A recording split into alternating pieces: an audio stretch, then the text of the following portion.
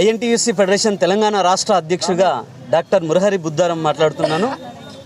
ఈ ప్రాంతంలో దాదాపుగా 30 నుంచి 40 సంవత్సరాలుగా గుడిసెలేసుకున్న బ్రతుకుతున్న వాళ్ళు కొంతమంది జర్నలిస్టులకి భిక్షపతి యాదవ్ ఎమ్మెల్యేగా ఉన్నప్పుడు, అప్పుడున్నటువంటి మినిస్టర్ సబితా ఇంద్రారెడ్డి గారు ఉన్నప్పుడు కొంతమంది జర్నలిస్టులకి, కొంతమంది దళిత గిరిజనులకు అందరికి కూడా ఇక్కడ స్థలాలు కేటాయించడం జరిగింది.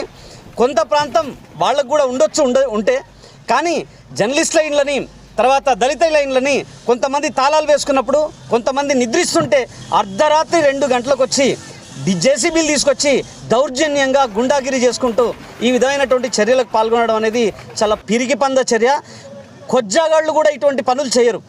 అటువంటి చేతగాని పిరికిపంద చర్యలకు పాల్గొన్నటువంటి వెంకటేశ్వరరావు, నీ ఇంటి మీద డైరెక్ట్గా వచ్చి దాడి చేసేటువంటి కెపాసిటీ కూడా మాకుంది.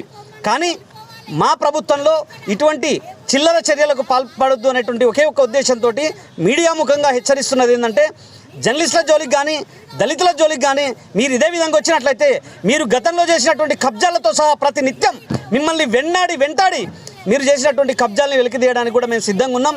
బిడ్డ, మళ్ళీ చెప్తున్నాం ఇంకోసారి, ఎవరైనా సరే ఇతర పెద్దల బ్యాక్గ్రౌండ్ పెట్టేసుకొని వారి పేరు వాడుకొని మా పార్టీకి సంబంధించినటువంటి కొంతమంది పేర్లను కూడా వాడుకొని నీ ఇష్టం వచ్చినటువంటి దౌర్జన్య కాండలకు పాల్పడుతున్నావు అని చెప్పేసి మా దృష్టికి ఇక్కడ ఉండేటువంటి జనాలు తీసుకొచ్చారు.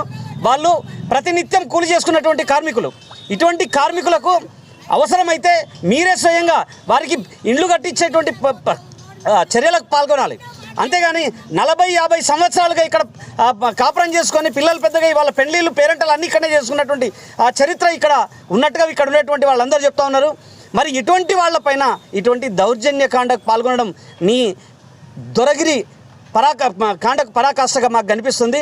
మరి ఇదే విధంగా కనుక నువ్వు ఇలాగే కొనసాగిస్తే ఇప్పుడు ఖచ్చితంగా మేము ఇక్కడ ఉండి వీళ్ళకి ఇండ్లన్నీ కట్టించుకోవడానికి మళ్ళీ మేము పక్క నుండి కట్టిస్తాం.